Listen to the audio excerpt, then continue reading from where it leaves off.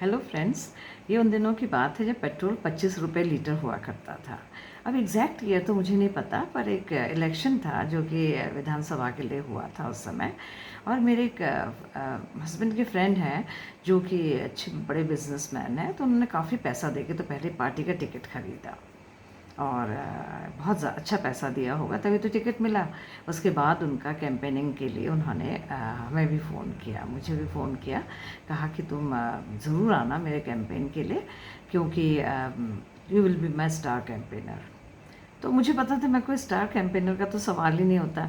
The only thing is कि मेरे पास अपनी पर्सनल कार है, और मैं पेट्रोल का भी पैसा नहीं मांगूंगी उनसे। इसलिए उनको पता था कि इसको इसकी सर्विसेज ले सकें उतना बेहतर है।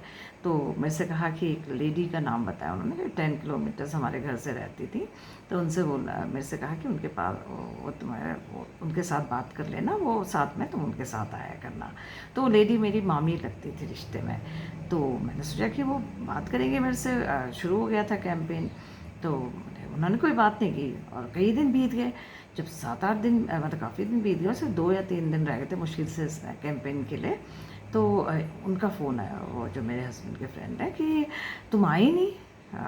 इतने दिन से मैं तुम्हारा इंतज़ार कर रहा, तुम आए नहीं। तुमने तो कहा था कि मैं आऊँगी। मैंने कहा मैं तो आऊँगी, पर तो आपने बोला था कि उससे बात करनी है। मैंने कहा वो लेडी ने तो मेरे से बात ही नहीं की है, और मुझे इन्फॉर्म भी नहीं किया मुझे कहाँ जाना है, कैसे जाना है। वही मुझे लेके जाने वाली थी, मुझे आपका घर नहीं पता एग्जैक्ट जहाँ आपके घर में मिलना है। तो कहते हैं कि ठीक है, मैं उनसे बात करता हूँ। तो बात की, तो फिर उस लेडी ने मुझे फ़ोन किया कि तुम आ जाना आज इतने बजे, इतना 10 बजे तक आ जाना। मैं गई उनके घर, सोच के 10 बजे वो तैयार हुई। वो क्यों तैयार होना था, खाना बना रही, अपने घर का काम कर रही। मैं बेवकूफ़ जैसे ही वहाँ अपना 10 काम छोड़ के बैठी हुई और इंतज़ार करी कि वो कब काम ख़त्म होगा। और ऐसा नहीं हुआ, वो बड़ा टाइम लगाया उन्होंने। फिर कहेंगे अब चलो। तो चले, वहाँ से हम लोग उनके घर पहुँचे। काफ़ी दूर था, वहाँ से भी उनका घर करीब 5-6 किलोमीटर तो रहा होगा। जब हम वहाँ पहुँचे तो उस समय वहाँ देखा हमने, तो मतलब वो मेला लगा हुआ है जैसे। दुनिया भर के लोग वहाँ इकट्ठे हो रखे हैं। थोड़ा ठंडी का मौसम था, तो लोग सब गर्म कपड़ों में थे, और बारिश भी कभी कभी पड़ रही थी, बूंदाबांदी हो रही थी जाड़ों में जो होती है। तो वो सब लोग बैठे हैं, और बाहर एक बहुत बड़ा किचन चल रहा है, बहुत बड़ा, जिसमें दुनिया भर के खाना बन रहा है, और कई तरह की चीज़ें बन रही हैं, पकौड़े बन रहे हैं, चाय बन रही है, समोसे बन रहे हैं।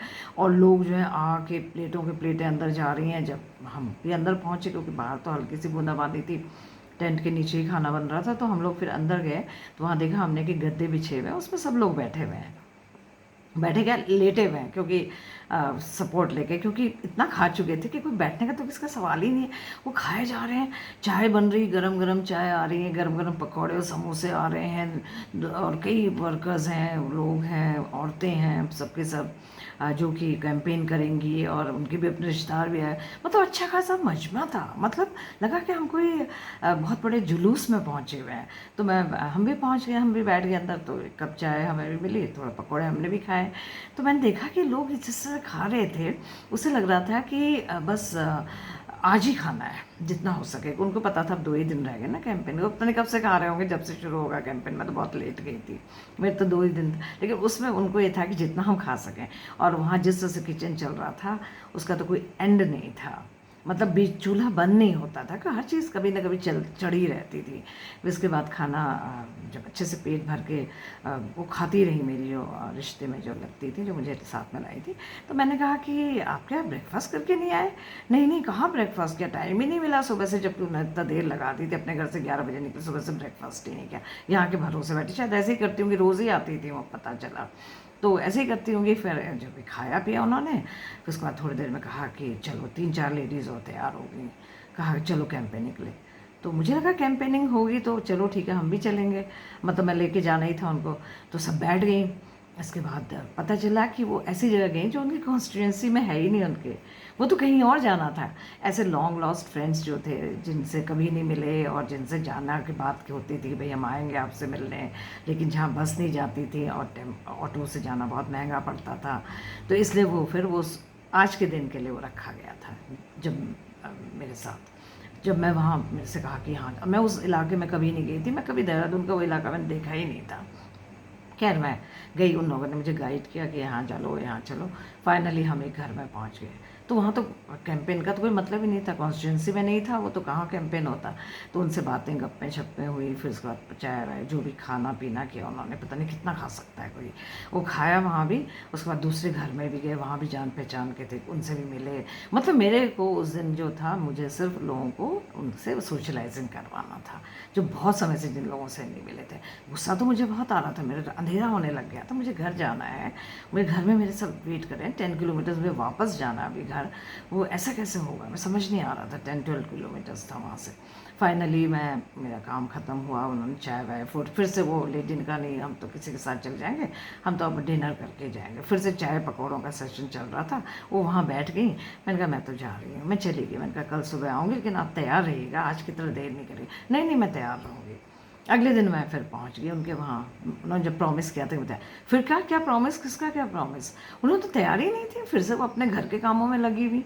फाइनली 1-1.5 घंटे के बाद हम लोग फिर पहुँचे। उनको पता था पूरे दिन तो मुझे रहना, शायद वो 9-10 बजे घर आती रही होंगी खाना खाने के बाद, डिनर के, उनको कोई फ़र्क नहीं पड़ता, वहाँ तो उनके लिए सब तैयार रहता है, वहाँ हर समय उनको पता था हर समय चीज़ें तैयार होती रहती, पकौड़े समोसे खाना, तो कोई दिक्कत नहीं।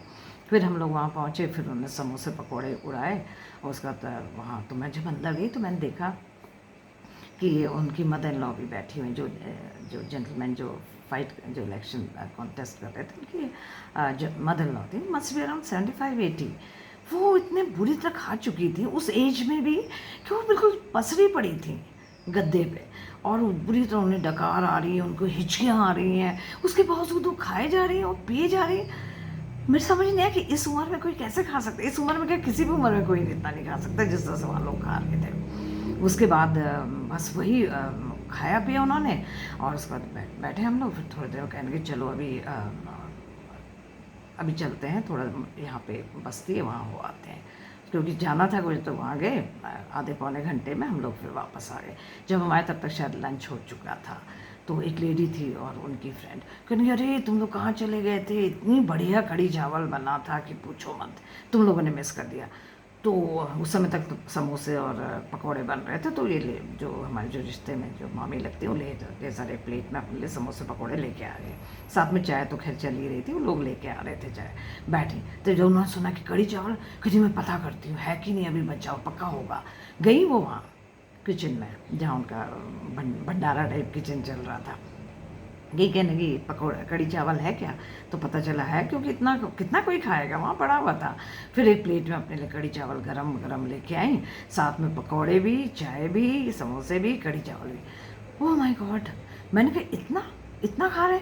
और उसमें लोग पसरे, इतना खा चुके थे लोग कि जैसे बैल सांड पसरे रहते हैं वैसे पसरे हुए थे बुरी तरह। उसके बावजूद एक आध किसी की प्लेट से निकाल के फिर खा रहे हैं लेटे लेटे।